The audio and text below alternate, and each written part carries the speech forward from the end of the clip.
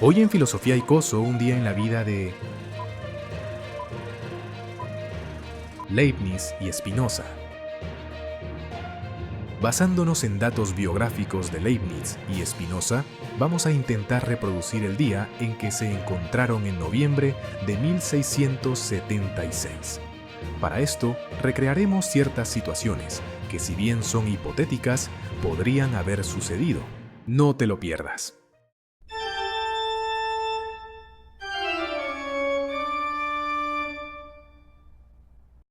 La Europa del siglo XVII estaba sumida en un torbellino de ideas, descubrimientos y conflictos ideológicos. En este contexto, dos figuras se alzaron como faros del pensamiento: Baruch Spinoza y Gottfried Wilhelm Leibniz. Aunque procedían de trasfondos diferentes y sus filosofías eran, en muchos aspectos, opuestas, ambos compartían un profundo compromiso con la razón y la búsqueda del conocimiento. Baruch Spinoza, nacido en Ámsterdam en 1632 en una familia de judíos sefardíes, era un hombre que había despreciado las convenciones y creencias de su entorno, lo que lo llevó a la excomunión por parte de su comunidad. Su vida fue un testimonio de la lucha contra la opresión intelectual y la búsqueda de verdades fundamentales sobre la existencia. Por otro lado, Gottfried Wilhelm Leibniz, nacido en Leipzig en 1646, era un prodigio del pensamiento, cuya versatilidad abarcaba matemáticas, lógica, teología y filosofía. Su idea de la monada, una sustancia simple que conforma la realidad, es una de sus contribuciones más influyentes. La Haya, en la década de 1670, se había convertido en un crisol de filósofos, científicos y diplomáticos. En este ambiente, Leibniz, que estaba en la ciudad como parte de su labor diplomática, se enteró de que Spinoza vivía allí. La potencialidad de un encuentro entre estos dos hombres brillantes apenas comenzaba a gestarse, y la posibilidad de un intercambio intelectual prometía ser electrizante. Los ecos de las obras de Spinoza ya circulaban entre una pequeña élite de pensadores. Su libro más influyente, La Ética, había sido completado, pero no publicado, un reflejo de su cautela ante las reacciones que sus ideas podrían provocar.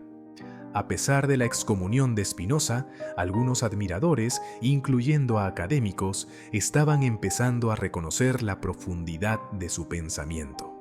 Mientras tanto, Leibniz, con su enfoque más optimista sobre la relación entre el ser humano y la divinidad, ansioso por discutir y criticar los nuevos desarrollos filosóficos, buscaba a Spinoza no solo para entender sus puntos de vista, sino también para desafiar y ampliar su propio sistema filosófico.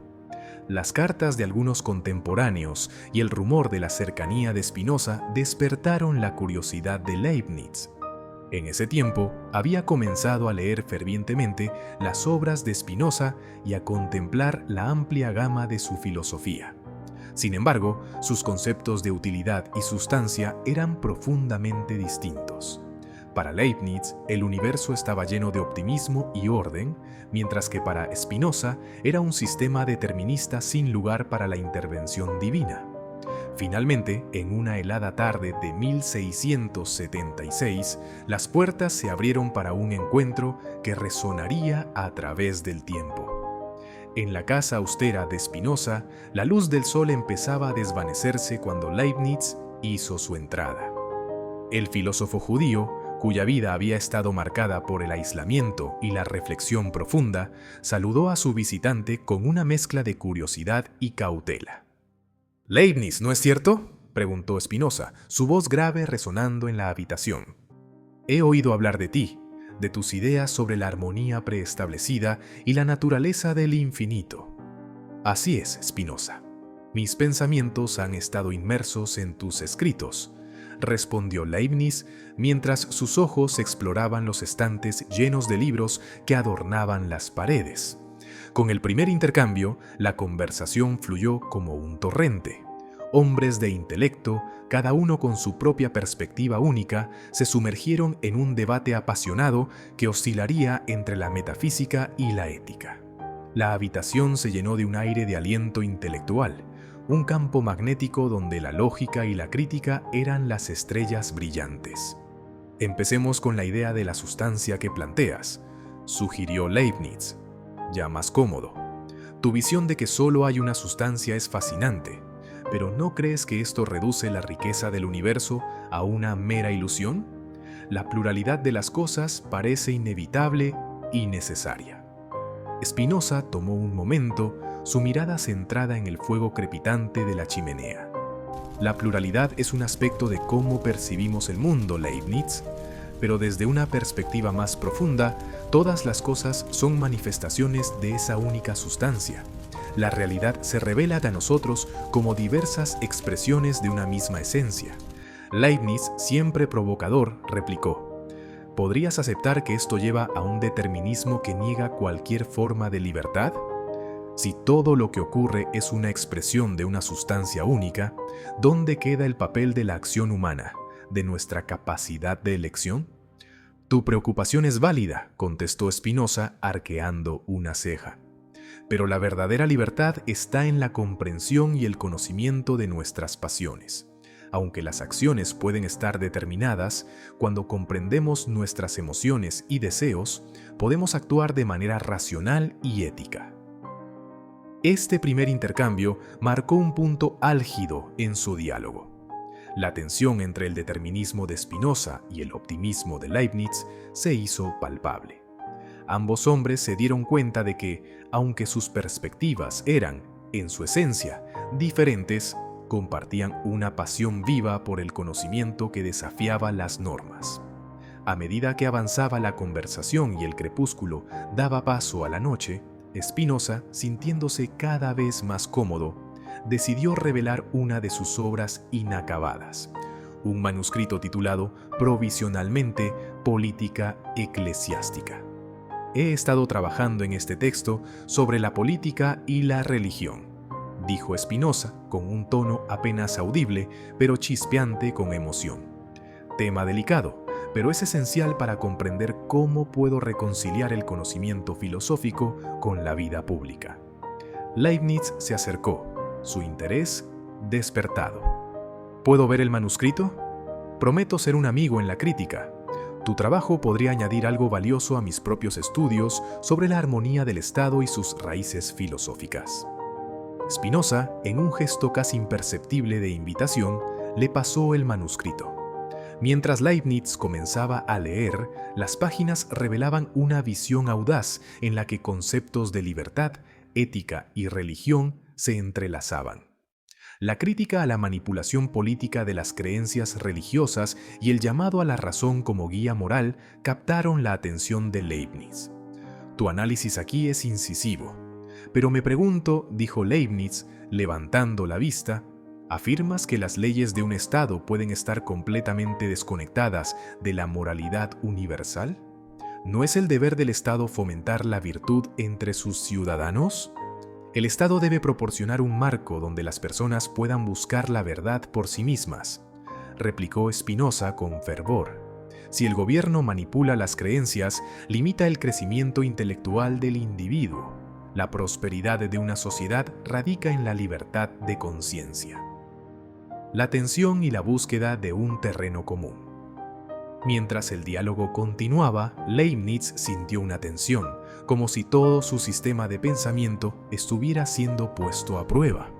Aprecio tu énfasis en la búsqueda de la verdad, pero creo que hay un peligro en la radicalidad de desvincular el Estado de cualquier moralidad preestablecida. ¿Cómo pueden los ciudadanos guiar su comportamiento sin una estructura moral? Spinoza se arriesgó a explorar un concepto que consideraba fundamental. La búsqueda de la verdad y la sabiduría requiere un esfuerzo continuo. Leibniz. Debemos confiar en la razón como la guía principal. La moralidad, fundamentada en la razón, puede entonces surgir orgánicamente en una sociedad libre. Ambos filósofos miraron por la ventana, donde la noche se extendía, cubierta de estrellas. El aire era tenso con ideas en conflicto, pero también cargado con un respeto profundo entre intelectos que, a pesar de sus diferencias, se entendían en su búsqueda común. La conversación giró hacia el concepto de Dios. Leibniz, con su fe optimista en un Dios personal, preguntó: ¿no crees que el amor divino debe estar presente en la condición humana? ¿Por qué un Dios que lo abarca todo permitiría el sufrimiento y el caos? Spinoza, teniendo en cuenta su perspectiva más naturalista, respondió: Dios no está separado del mundo, Leibniz. Dios es la naturaleza misma, y lo que llamamos caos es simplemente una manifestación de las leyes de la naturaleza. El sufrimiento es parte del orden universal y no algo que debe ser castigado por un Dios situado fuera de nuestra existencia. Leibniz asintió, aunque sintió un tirón en su interior, un choque entre su visión del universo y la presentación de Spinoza. Entonces, cuando consideras el bien y el mal, ¿no falta la esperanza en la posibilidad de un mejor futuro? Tu determinismo produce una sensación de resignación, mientras en mis pensamientos cada acción conduce a un bien final. Spinoza sonrió con amabilidad. No entiendo la resignación como una limitación. La razón debe permitirnos actuar de manera que podamos mejorar nuestras condiciones. La libertad no es la ausencia de controles, sino la capacidad de entender nuestras circunstancias y actuar en consecuencia. La noche se deslizaba imperceptiblemente hacia la madrugada. Con cada palabra intercambiada se tejía un rico tapiz de ideas que fusionaba elementos de sus respectivos mundos filosóficos. Tal vez nunca llegarían a un acuerdo total, pero ambos reconocieron que el diálogo en sí mismo era esencial para la evolución del pensamiento. Antes de despedirse, Leibniz comentó: el encuentro de nuestras mentes me ha brindado no solo reflexión, sino una nueva apreciación de tus ideas, Spinoza. La conversación filosófica tiene la capacidad de expandir nuestros límites mentales. Así es, Leibniz, la curiosidad y el descubrimiento son el corazón del conocimiento, respondió Spinoza con una mirada que parecía vislumbrar mucho más allá del simple intercambio que habían tenido. Sigamos aprendiendo, interrogando, nunca conformándonos. Fueron hacia la puerta con un sentimiento de conexión genuina. La niebla de la mañana comenzaba a disiparse mientras se despedían, cada uno con el convencimiento de que sus respectivas trayectorias, aunque divergentes, estaban marcadas por el impacto de aquella conversación. El encuentro entre Leibniz y Spinoza en La Haya no fue solo un episodio efímero en sus vidas, sino el eco de un diálogo que resonaría en la historia de la filosofía. Malentendidos y concordancias estaban entrelazados, y el legado de ambos pensadores persistió en el pensamiento contemporáneo. A lo largo de los siglos, sus ideas han sido objeto de estudio y debate, inspirando a generaciones enteras a cuestionar su propia comprensión de la verdad, la libertad, la ética y la naturaleza de Dios. Lo que sucedió en esa pequeña habitación oscura iluminó un camino hacia el futuro, donde las diferencias no necesariamente crean divisiones, sino que pueden convertirse en catalizadores para la reflexión y el avance. Así, mientras el mundo sigue cambiando, las palabras de estos dos luminarias de la filosofía seguirán resonando, recordándonos que aunque nuestras visiones del universo puedan ser distintas, la búsqueda de conocimiento y la curiosidad siguen siendo el puente que nos une. Leibniz y Spinoza, en su encuentro, nos dejaron un abrazo intelectual que sigue vigente en la actualidad, un recordatorio de que el diálogo es el alma misma de la filosofía y el progreso humano. Y hasta acá con el video de hoy, esperamos que les haya gustado y por favor suscríbanse al coso más filosófico de YouTube para vivir la filosofía en carne propia. Bye.